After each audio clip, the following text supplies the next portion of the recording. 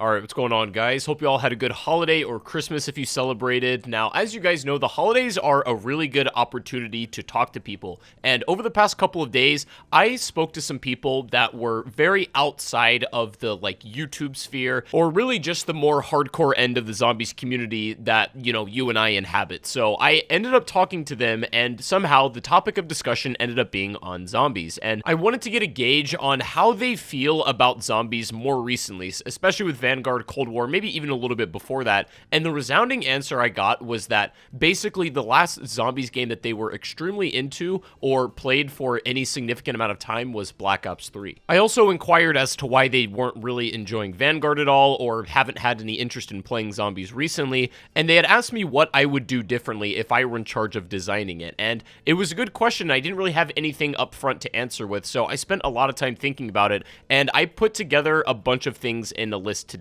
This is essentially my plan to save Call of Duty Zombies. Now, let me just say real quick as a disclaimer, I am not a game designer, nor have I ever designed a game myself, and I'm just a YouTuber that likes playing the game. I feel like I have a decent grip on what makes a video game fun in some cases, but in no way am I implying that I could do Treyarch's job better than they could, because that's literally their entire life's work, what it's been dedicated to. I'm just basically putting together a list of things that I feel like, if were implemented right, would really change the trajectory of zombies for the better. And it's a mode I care about and adore so much. Like, it's literally given me a career and a life, essentially. So this is going to be a pretty in-depth discussion today, and if you guys enjoyed the video, I would really appreciate a thumbs up, and hopefully this can help reach the people that need to see it, either Treyarch or Activision, whoever. I don't really care. I just need the people who need to see it to be able to find it. And this is a video that's we're gonna return to this in a couple years time to see how close or how far away we were from the actual truth. But with that said, this is my plan to save Call of Duty Zombies. So the first and arguably most important thing right now that Zombies needs to do is take a break. Like, we just need to have no zombies for a bit. I know Vanguard's gonna have the rest of its season right now, but I don't think we should see a proper zombies mode or content drop until 2023. If we're thinking about longevity here, I mean, of course, in the meantime, it would be sick to have something like Chronicles 2, but when we think about it, if we're spoiling what's ahead to have something in the now, it may not be worth it. Back in the day, we used to have a pretty long gap in between Treyarch titles for Call of Duty. Like, we would have Black Ops 2 followed by a few years of a drought with other games. Like, we had Ghost and Advanced Warfare in between BO2 and 3. Now, these big gaps in zombies content did a few things at the same time. First and foremost, obviously, it did suck without having any new zombies content to play for years at a time. But the other effect it had was it made the content we did have more valuable. And it also increased the anticipation for anything related to the next game. Instead of it being somewhat of a given every single year, there was always the anticipation would build year after year when we would wait for another zombies iteration. And in my opinion, the longer you wait and build that anticipation, the better it ends up being. And there's something that I noticed happens every year. In anticipation of the next zombies release, when we're expecting one the coming fall, a lot of people go back and start playing a lot of the classic content and the legacy content that already exists in zombies, and it sort of builds a lot of anticipation that way as well. But it also helps you appreciate what already exists in zombies too. So the point I'm making is, for zombies' ultimate long-term future, the best thing to do right now, or at least one of them, would be to literally do nothing. Take a break. Before I continue, let me just say as well, this is all under the assumption of sort of unlimited budget and unlimited time for the most part. But number two is we need to get off the Modern Warfare engine. As much as I really like that engine mechanically, and there's so many interesting things you can do with movement, and I feel like it still has a lot of untapped potential, the problem with the Modern Warfare engine is there's no longer a separating identity, not only between studios, but in some sense between games. Everything pre-Modern Warfare 2019, you could just kind of tell what a game was by the feel of the gameplay, if that made sense. Every single game had a distinct feeling, whether it be in terms of separation of movement or, graphic fidelity, art style, whatever it is. There was something that was inherently different and distinct about each and every single Call of Duty game. And I think we've been missing that for the most part, and especially now that everything is on the Modern Warfare engine, a lot of it ends up feeling very much the same and a DLC of one another, and that's an entirely reasonable argument that people in the COD community make now, is everything going forward has just been a DLC of Modern Warfare 2019. Specifically for zombies, I think it hurts this mode even more. I feel like the best option would be to have a slightly more advanced version of the Black Ops 3 engine, and I feel like that's kind kind of what they tried to do with BO4, but they ended up making a neutered version of the BO3 engine, so somewhat in the opposite direction of that, I think people would appreciate. But basically, Black Ops 2 and 3 had very distinct art styles and also feelings of their engine, and I think we need a little bit more distinctness back in Zombies. Number 3, this is hypothetically assuming this is possible, but having a somewhat equivalent of a Battlefield Portal to older Zombies experiences would be absolutely top-notch. As much as remasters are amazing, and I think to a degree Zombies Chronicles 2 would play really well in Cold War, there's something really charming about being able to play these older Zombies maps in their original form. That means playing Origins like it was supposed to be played on Black Ops 2, same thing with like Mob of the Dead or something, or even being able to play Black Ops 3 maps in their original intention as well. These maps are getting up in age to a point where they're almost old enough that they could theoretically be remastered. It's very interesting, but I think that some sort of Portal experience where you can play a lot of these maps in the way they were intended instead of it being retrofitted to the new engine. Ideally, these maps would be cleaned up a little bit graphically or just made a bit more modern looking, but all in all, it still retain all of their mechanics and they play the way that they were supposed to from their original form. I feel like porting them wouldn't be tremendously difficult, but I don't know. Again, I'm not a game designer, but I feel like that would just be a very good idea on paper. I understand execution on that's a little different story. Number 4, and this one's a big one. This one's going to require some development time for sure, but I actually think one of the most recent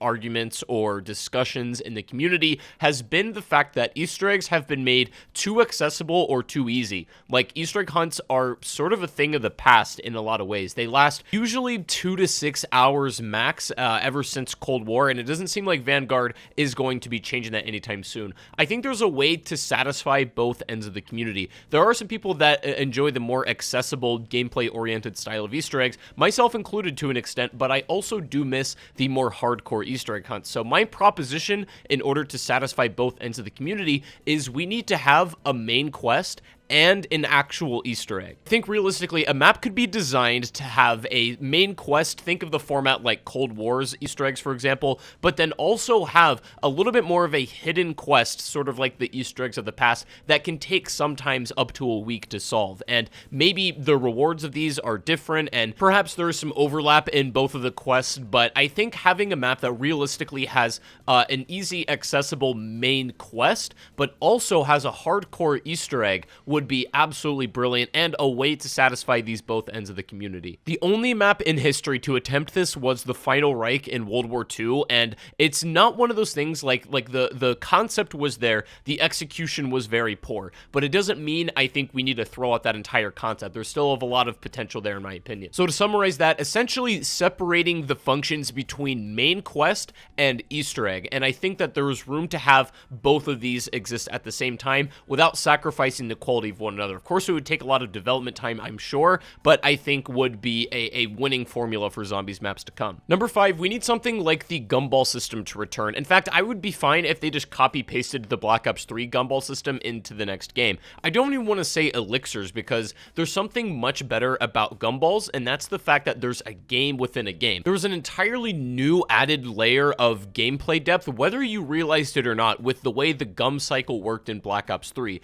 As opposed to BO4, you could just pop any elixir at any point you wanted to, so there wasn't much forethought there, but the gumball system in BO3 was one of the most genius things they did for Zombies ever, whether they realized it or not, and I think we should have that particular system in another game, or something, maybe an expanded version of that, but it needs to keep that game within a game sort of layer. Number 6, high rounds need to be challenging again, and this is something I've talked about a lot more in my Cold War retrospective about the layers of safety. Ever since Black Ops 3, I would say that Zombies has had way too many safety nets, and it deflates the tension that exists during high rounds, and it makes them somewhat less impressive when they're achieved. Years ago, the entire concept of a high round, let's say round 100, only existed because it was high compared to most people. Round 100 isn't inherently a high round in Zombies, it's only considered a high round because, compared to most people, in Black Ops 1, round 40 you were a literal god, round 100 was practically unheard of. It doesn't mean round 100 needs to be nearly impossible to achieve, but there is something to be said about a high round compared to what. And if the game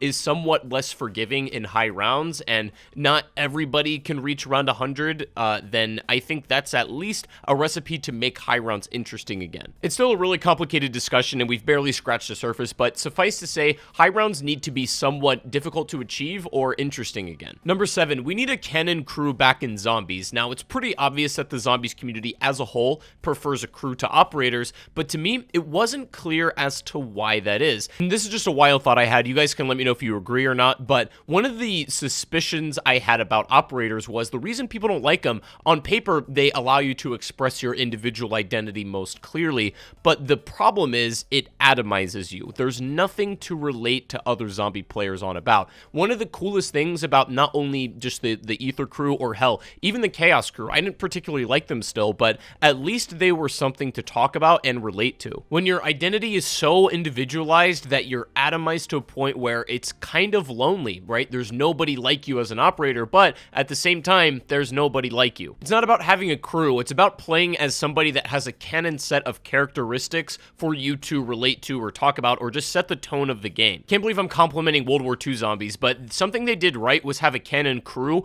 plus the option for operators in the game. You can unlock them through challenges a little bit later on, but for the most part, you play it as a canon crew. You don't even have to particularly love the characters, but at the same time, it is something to relate to or talk about, and most importantly, connect with other zombie players over. Number 8, keep out-of-game progression stuff to a minimum. I'm basically talking about like menus and upgrade trees, and specifically I'm thinking like Black Ops 4 and also Cold War to an extent. I really think a better alternative is to have the gameplay structure a bit more like Black Ops 2, where all of the available items and features and everything is found in-game. Permaperks are a great example in BO2. It's still, even to this day, a little bit ambiguous about exactly how they work, but it gives the player a lot of incentive to go and experiment and to try new things and to explore the different mechanics the game has to offer. It's not like you're going out in the menu somewhere and upgrading your Juggernog in BO2 to be like the Super Juggernog or the Permajug, whatever it is. It's better discovered in-game, and I think that goes with most mechanics in Zombies, in my opinion. Next, have some kind of skill ranking system. Now, this means we can still have the traditional season-based XP sort of ranking system that we've had in Zombies over recent years. We can still have that ranking system that's a little bit more time-based rather than about skill, but also we need to have some sort of indicator that is show-offable on your profile that can sort of indicate to other people how good of a zombie player you are. Back in the day in Black Ops 1, the thing you would do in a public lobby was check everyone's profile to see what their highest round on that particular map was, and that was usually a good indicator for whether you wanted to play with them or not. In BO2, this was made significantly easier by just having a literal skill icon next to everybody's name in a public match at all times, and this was the most straightforward way to go about grinding and give the player something to do. The BO2 ranking system was even still now very ambiguous about how it works, which to a degree worked in its favor. Now, I'm not saying that we should have that exact system, but something along the lines, but is a little bit more calculated on skill rather than just time spent in game. Number 9, Outbreak needs to exist alongside round-based maps. Now, you can guarantee Treyarch is still continuing to work on another Outbreak mode, or if it's still called that, but they're still working on that large-scale Zombies experience. But the thing is, we've seen clearly from Vanguard that can't be the only thing that Zombies stands on in a particular game. So it needs to have the conjunction of round-based maps as its base alongside it. Think of this a bit more conceptually. With Black Ops 2, you had very crafted and well put together, thought through, crafted experiences like Mob of the Dead or Origins. These are very structured, and then you have its opposite and its counterpart, these Zelensky maps, Transit, Die Rise, think of those, even Buried, and just the chaotic sandbox element to it. And the beauty of BO2 was having both of these within the same game, and I would make the argument about Cold War to an extent as well, having both crafted round-based maps and Outbreak sandbox experiences where the player is able to tell their own story. You need to have two of those within the same game. Coming from somebody who's probably a bigger fan of Outbreak than most people in the Zombies community, I really do understand the need to have both experiences within the same game. It's not enough just to have an Outbreak open world mode. You need something that's very small and simple that people can just go and kill zombies in the matter of 5 minutes as well. Number 10, and this is a big one that I don't know if we'll ever see again, but community content support is key. World at War and Black Ops 3 lasted as long as they did, in no small part due to the community content that was available. Custom maps are absolutely massive to allow the community to show its creativity, and I understand that it's probably never going to happen again because Call of Duty's not on Steam anymore, and it's going to be on Battle.net, I assume. So this isn't one of those things that I feel realistically could happen, but if something big changes, then I think this is the way forward. If Activision really cared about allowing zombies to flourish and continue to survive deep into the future, then they would allow the community to continue to make content just as they did with BO3 and World at War, but we'll have to wait and see on that one. And finally, the last thing I want to say is don't overthink the zombies formula. Perhaps this is my naivety speaking, but I feel like it just isn't that hard to get it right. You know, you have at its core zombies a fun survival experience, but with layers of added depth and other things to discover along the way. This is peak Black Ops 1 and Black Ops 2 structure. Whether you look at it from the perspective of the story, I feel like Treyarch could actually take a page out of Marvel's book to figure out how to change the direction and make the story interesting once again. If you're looking at it from a gameplay perspective, I genuinely think Zombies is due for a bounce back like Halo Infinite. We've seen time and time again, games and franchises can be at the most dire of circumstances and bounce right back with a few really good decisions. So I just had been thinking about this a little bit over the holidays, and I wanted to put it into a video. If it were me and if everything were hypothetically possible, this would be the direction I take Zombies, and I feel like this would be a way to save it in some sense. But anyways, let me know what you guys think down below in the comment section. I'm very curious on your thoughts, and if you think they'll even do these things. Once again, I'm going to be checking back on this video in a few years' time to see what actually did come to fruition and what didn't. But anyways, guys, I hope you all did enjoy the video today, and make sure to drop a like if you did, subscribe before you go, and I also do stream over on Twitch if you don't follow me. You should definitely do that. Link to that's in the description. But have a great rest of your day, guys, and I will see you all in the next one. Peace out.